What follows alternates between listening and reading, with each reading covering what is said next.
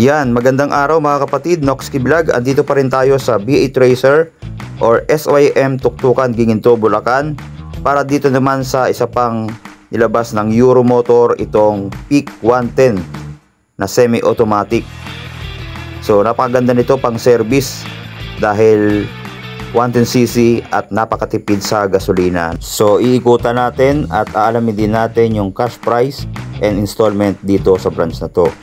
Pero bago yan ay huwag nyo kalimutan na mag-subscribe sa aking channel and then click mo na rin yung notification bell para updated tayo sa mga sunod na video. And shoutout nga pala sa ating kaibigan na si Sir Boss Fernando Mendoza, ang CPI Farm Manager. Ayan, maraming salamat sa iyong suporta, sir. God bless you. Stay safe always. Noxky Vlog.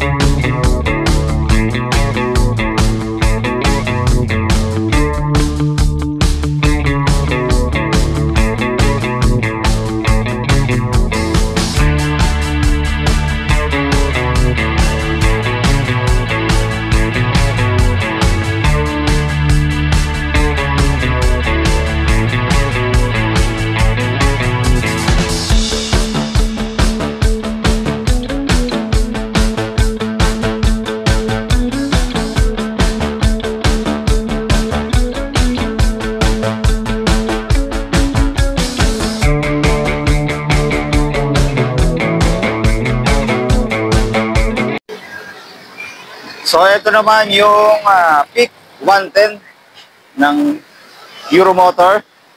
Ayan, makikita natin bukod dun sa EC125, isa rin to sa bagong nilabas ng Euromotor.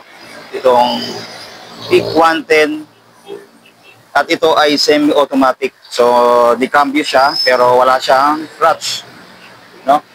Makikita natin sa kanyang front, ito, napaganda rin yung pag-upgrade dito dahil fully LED na yung mga ilaw. Tapos pinaka-front niya, naka-projector lang pa yung ilaw dito. So ang ganda po. Ayan yung kanyang park light na kulay puti na parang pag tingnan natin ay pa letter M din yung design dito sa front. Then yung kanyang signal light ay LED na rin ang kabilaan. Tapos dito sa gitna makita natin yung tatak na Euromotor or sticker dito. Tapos meron siyang tatlong screw. Kung gusto natin panlagyan din ng basket, pwede rin niya, may lagayan siya. Tapos yung kulay niya, makita natin glossy to. Yung nakikita natin. Hindi ko sure kung anong kulay ito, no? Parang kulay glossy sky blue ang tingin ko dito, no? Meron din siyang matte color, ito, kulay matte red, yan, no? Pero mas maganda to dahil glossy, yan, no? Tapos meron siyang decals na kulay yellow dito, ayan, pa V-shape. Tapos sa fender, meron din kulay yellow, saka merong mga lining dito, pagkabilaan. Yan. Tapos sa kanyang front suspension ay naka-telescopic fork, kulay black. Ayan yung kanyang disenyo. Then, naka-spoke tayo dito at drum brake yung kanyang preno sa harap. Ganon din sa likod, no? Sa kanyang gulong naman ay naka-tube type ito at meron siyang size na 2.25 by 17 dito sa front. Pagdating sa likod, 250 by 17. Then, ang tatak ng gulong ay Yuan Xing. Ayan. Nakita natin. Tapos, naka-dual shock siya. Ayan, kabilaan. Adjustable naman. So, makita natin, kahit stock yan. Then, malambot din yan pagka nakaupo na tayo, no? Then, sa kanyang muffler, makita natin, halos same doon sa dati. Sa tingin ko, ito yung upgrade nung Euro step by step. Dati meron kasing ganun ako na i-vlog. Kamukhang kamukha nito. Tapos na iba lang yung kanyang headlight, talagang ginawa ng fully LED lahat yung mga ilaw. At sinindyan natin dito sa likod, ayan. Ang ganda rin ng kanyang taillight. LED na rin. Meron siyang design dito, nakatilid niya. Then yung kanyang signal light ito. No, LED na rin. Wala na tayong babaguhin dito. Napakaganda na. No? Tapos ang fender sa likod, ayan naman. No, mahaba rin. Tapos flexible din yung mga plastic na ginamit dito. Then dito sa side na to, ayan yung kanyang fairings. Makita natin, meron siyang Euro dito. Then may mga stripe na kulay sky blue.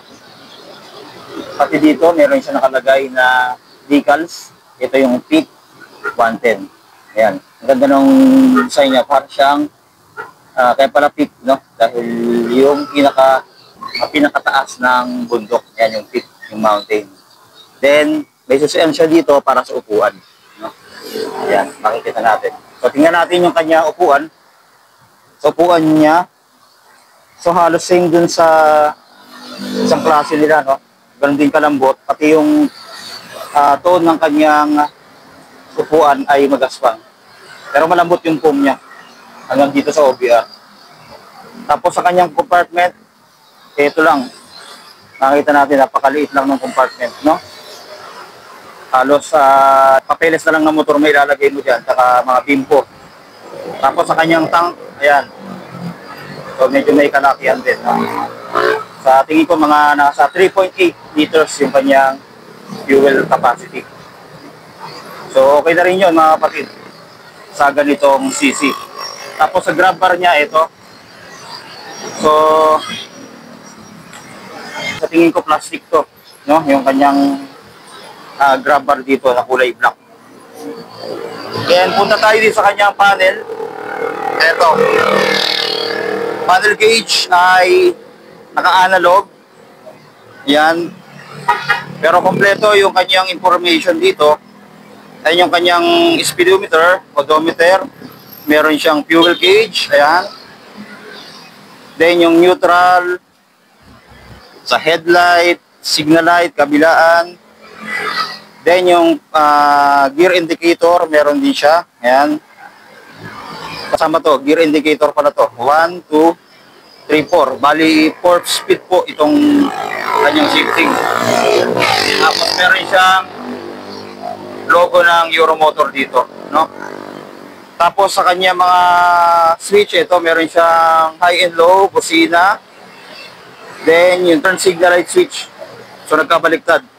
Dapat andito yung busina sa ilalim, no? Minsan malilito ka dito. Tapos may choke siya. Yan, dahil carb type pa rin to. Pero naka Euro 3 compliant na siya. Kaya clean emission, no? May bukasan ng ilaw, then yung electric starter niya. Then dito may magandang features, meron siyang USB charging port, no? Yan, goods na goods to. So meron din siyang packet. Ayan, may ilalagay ka dito, mga barya. So, kabilang side lang. Tapos dito sa kanya ignition ay naka-ordinary lang or standard lang tayo dito. Tapos na ilalak din to. No? Tapos dito, ito na yung kanyang body design. Meron din siyang air ventilation dyan para sa aerodynamics. Pero wala siyang utility hook. Pwede mong bilhan mga kapatid, dito mo ikakabit, no?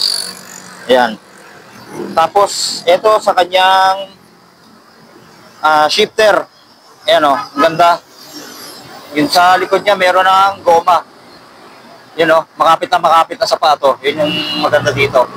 Tapos sa kanyang makina, ayan, glossy black. Ang ganda rin. Tapos, rotation lang yung kanyang cambio, no? Tapos side stand, meron siya, and then center stand. Then dito sa side na to, nakita natin, meron siyang chain guard. Ayan. Kanyang chain guard.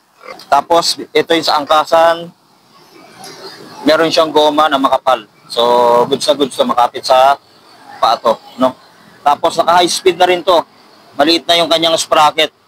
Kadalasan 14 yung sa loob dito. Tingnan natin. Ayun, high speed 36 lang. Ayan, 36. So, patuloy na to mga kapatid. Kahit sabihin natin 110. No?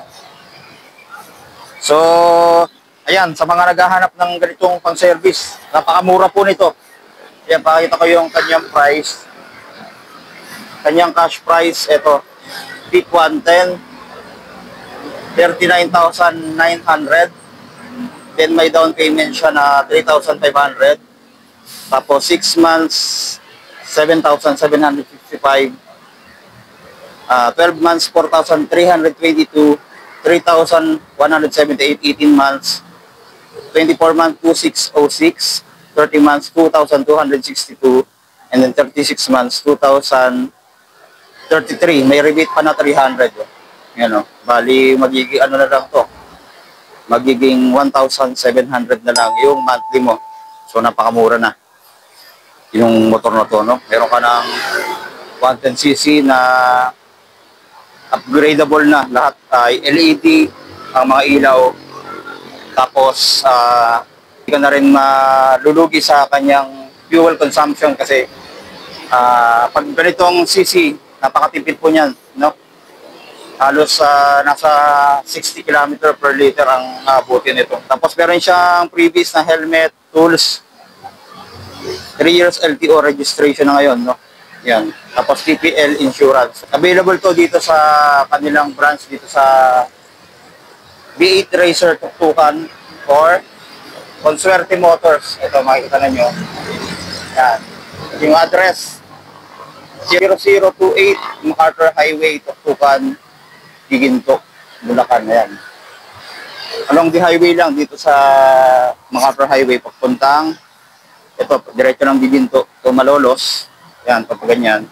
Then dito man, pag diniretso mo, pabalagtas na yan. So, ayan. Tapos marami pa sila mga unit na available dito, no? Gaya nung napagandang ano nila, yung 155cc na Samurai 155 yan. Meron sila dito available. Napakaganda nito ito. Yung Samurai 155. Saka yung mga ito to. Yung Eurosport 125. Marami sila dito. Yan o. Iba-ibang kulay. Baka magustuhan nyo rin, no? Yan yung kanyang price. Screenshot nyo na lang. So, ayan po yung ating update or yung review dito sa bagong-bago labas ng Euromotor na Peak 110. So, maraming salamat sa panonood and then God bless. Stay safe always.